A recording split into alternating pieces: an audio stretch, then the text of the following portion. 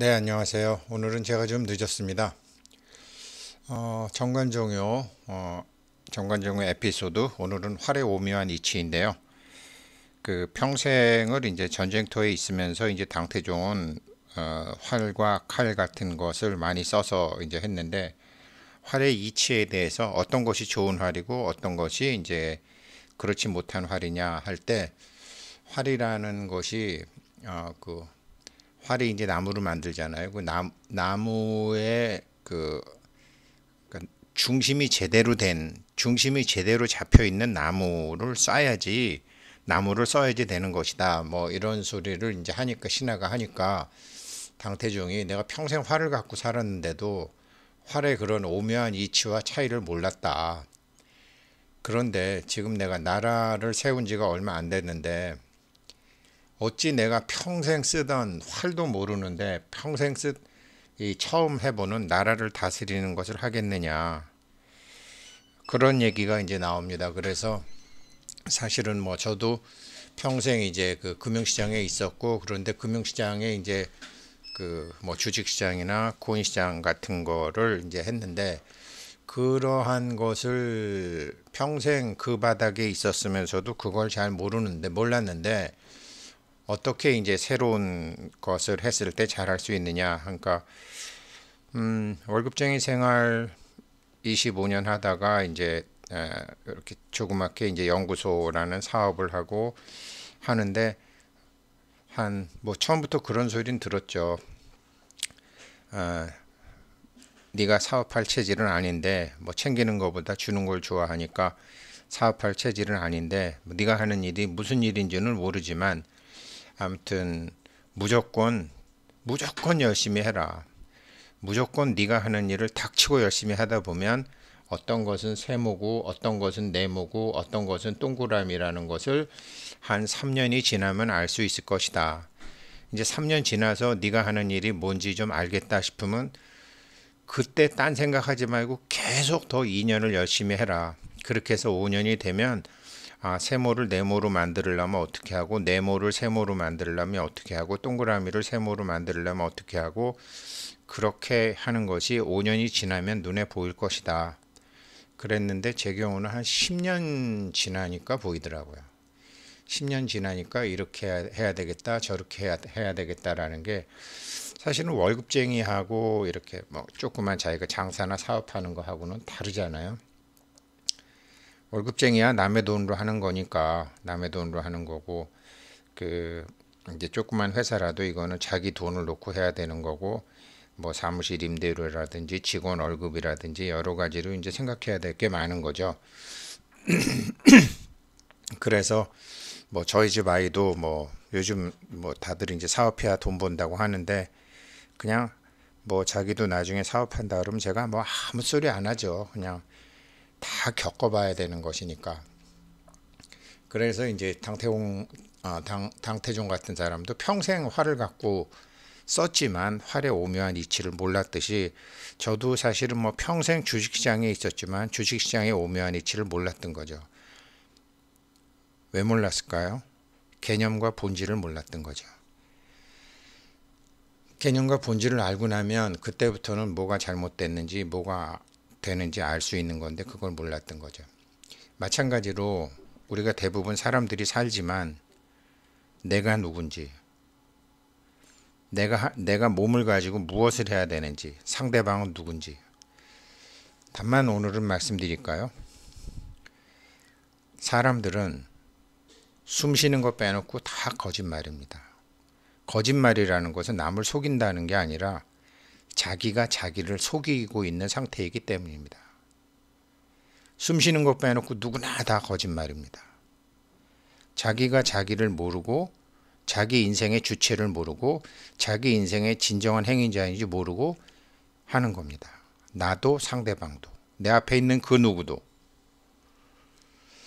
참, 그래서 이제 뭐 이런저런 공부를 했는데, 이런 걸 모르고 자기가 누구인지 모르고, 특히 인간의 자기 자신의 감정과 자기 자신의 이런 성격이 어디서 튀어나오는지를 모르고 하는 일을 열심히 한들 제대로 되지가 않는 거죠.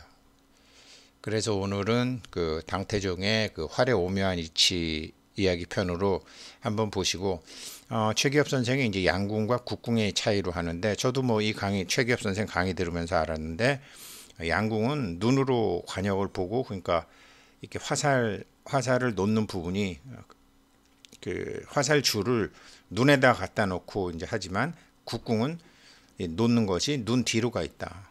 이건 이제 몸으로 쏜다고 하는 거죠. 그래서 몸이 열려야 돼요.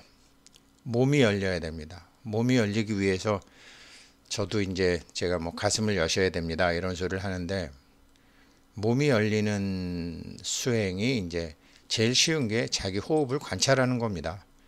호흡은 자기가 쉬는 게 아니잖아요. 무의식적으로 쉬잖아요. 무의식적으로 몸이 알아서 쉬잖아요. 호흡을 관찰하다 보면 몸이 열리는 날, 열리게 됩니다. 물론 중간중간 디테일은 있어야 됩니다.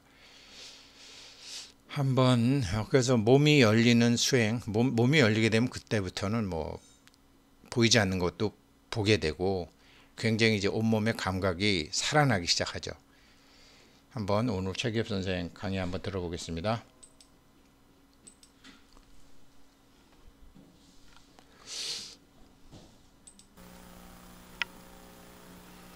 자, 다음 에피소드입니다. 활의 오묘한 이치를 파악하라. 자, 당태종이 나는 젊어서부터 활과 화살을 좋아해 그 오묘함을 전부 알 수 있다라고 생각해왔소. 최근 좋은 알 10여 개를 얻어 활을 만드는 장인에게 보여준 일이 있어. 그런데 장인이 이렇게 말했소. 자, 활장인이 대답하기를 모두 좋은 재료가 아닙니다. 나무 재료의 중심이 바르지 못해 나무의 결이 곧지 않습니다. 활은 비록 단단하고 강하더라도 화살을 쏘면 쭉 뻗어나가지 못합니다. 이것은 좋은 활이 아닙니다. 라고 대답을 했더니 당태종이 나는 무공으로 천하를 평정하면서도 활의 오묘한 이치를 깨닫지 못했소. 하물며 나는 천하를 차지한 시간이 길지 않으니 나라를 다스리는 이치에 대해 아는 것은 활에 대해 아는 것에도 훨씬 미치지 못하오. 활에 대해서도 잘 모르는 부분이 있으니 나라를 다스리는 이치는 어떠하겠소? 라는 대답을 했습니다. 자, 여기서 어떻게 당태종은 활의 이야기만 가지고 그것을 어디에 대입했다? 내가 나라를 다스리는 정치에 있어서도 대입해 보았다라는 것을 확인하실 수 있습니다. 그래서 여러분들이 자그마한 현상을 어떻게 나의 삶에 되돌아보면서 나는 지금 정확하게 잘 나가고 있는가, 이런 것들을 한번 판단해 보셨으면 좋겠습니다. 자, 그리고 두 번째, 활에 대해서 잠시 이야기를 드리고자 하겠습니다. 자, 활을 저는 쏘아보지는 못했습니다. 하지만 국궁과 양궁이 있는데 국궁을 하시는 분께 잠시 이야기를 들을 기회가 있었습니다. 자, 양궁과 국궁의 차이는 정확하게 설명할 수는 없지만 국궁 같은 경우에는 활의 시위를 눈보다 더 뒤쪽에서 놓아야지만이 관역에 맞출 수 있다라고 합니다. 자, 그 말인즉슨 예전부터 왜 활을 심신단련의 무기로 삼았던 것은 눈으로 보는 것이 아니라 몸으로 느끼고 몸으로 배우고 보이지 않는 것을 보게 하는 이런 힘이 아닐까라는 생각을 저는 해봤습니다.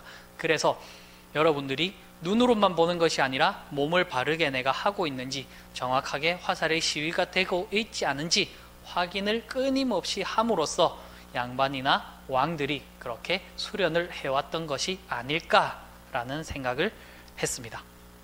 자, 그래서 이런 활에 있어서도 어떻다? 보이지 않는 것을 보게 하는 힘이 중요하다라는 것을 저는 여기서 발췌를 했습니다. 자, 요즘 같은 경우에 저의 경우에는 어떤 것들이 도움이 될 수 있느냐? 책을 읽는다든지, 그 다음에 어떻게 글쓰기를 해본다든지, 그 다음에 수학 같은 것을 공부해 본다든지 하는 것들은 보이지 않는 것을 보이게 하는 힘을 배우는 것이라고 저는 생각을 합니다. 그래서 그런 것들 중에서 하나라도 잘 하신다면 여러분들이 충분히 보이지 않는 것을 볼 수 있는 힘을 가질 수 있다라고 생각합니다. 자, 그 중에 하나가 저는 일기도 가능하다라고 생각합니다. 그래서 여러분들이 일기 같은 것도 한 번씩 써보신다면 여러분들을 좀 더 정확하고 엄밀하게 알 수 있지 않을까. 내가 막연하게 생각만 했던 것보다 그것을 표현하기는 엄청나게 다르게 되어 있다는 것을 확인할 수 있는 시간이 되셨으면 좋겠습니다. 자, 그리고 또 하나의 교훈을, 여기서 나무의 중심이 바르지 못하고 단단하고 강하면 비록 쏜다 할지라도 제대로 나아가지 않는다라는 이야기를 하고 있습니다. 그렇기 때문에 중심을 정확하게 잡았으면 좋겠다. 아까 편안함을 경계하라는 것과 일맥상통하고 있습니다. 어떻게? 중심을 잡고 그 다음에 단단하고 강한 것만이 능사는 아니다. 그래서 항상 열심히, 무조건 열심히가 중요한 것이 아니라 방향과 속도가 모두 다 같이 맞닥뜨려져야 된다라는 교훈을 여기서 다시 한번 저는 생각해 보았습니다. 지금 여기서 나오는 것처럼 그 이제 나무의 중심인 것처럼 제가 지금 더 트루두어, 뭐 진정한 해기자, 내 마음의 중심 주처, 주장자, 뭐 사람들마다 이제 다 쓰는 단어가 다른데 내 삶의 주체가 누구냐? 그게 진정한 행위자입니다. 진정한 행위자 입장에서 저도 뭐 요즘 이제 좋은 뭐 여러 가지 소식도 좀 들려오고 있고 가슴 설레는 일도 뭐 거짓 매일 발생하고 있는데 그러다 보면 촌스럽게 참 밤에 잠이 안 오고 생각을 물고 오는 경우가 굉장히 많습니다. 그럴 때 이제 아까 활 얘기도 나왔지만 활은 숨을 고르는 거죠. 숨을 고른 상태에서 활 시위를 눈의 뒤에서 놓는 거죠. 숨 고르는 일을 하는 거죠. 그래서 이제 양반들이나 왕들이 그런 거 갖고 이제 우리나라에서 심신단련의 수행으로 했는데 그 모든 지금 뭐 그게 돈에 관련된 것이건 사람에 관련된 것이건 어떤 것이건 누가 하는 것이냐. 저도 이제 나이가 뭐 64살인데 뭐 제가 여기서 뭐 100억을 벌고 1000억을 벌고 하는 게 뭐 그렇게 중요하겠습니까? 중심 주처가 누구의 아빠, 누구의 남편이 하는 것이 아니라 같이 공부하는 사람들도 있고 또 세상 사람들도 있고 중심 주처가 어디냐. 중심 주처와 그 결, 나무의 중심과 나무의 결이 중요한데 그 사람의 마음 결이 있죠. 중심 주처에서 나오는 결. 제가 이 정관정의원은 삼마발제라고 했는데 그래서 삼마발제는 삶의 방향성, 서원 그런 게 몹시 중요합니다. 삶의 방향성과 서원을 쓰려면 내 몸과 마음의 중심 주처, 진정한 행위자, 이목고에서 찾은 그놈이라면 어떻게 할까? 당연히 무념무상이고 아상인상 중생상 수자상이 없겠죠. 네, 활의 오묘한 이치를 파악하라 삼마발제 정관정의편 최기업 선생 특강 여기까지 하겠습니다.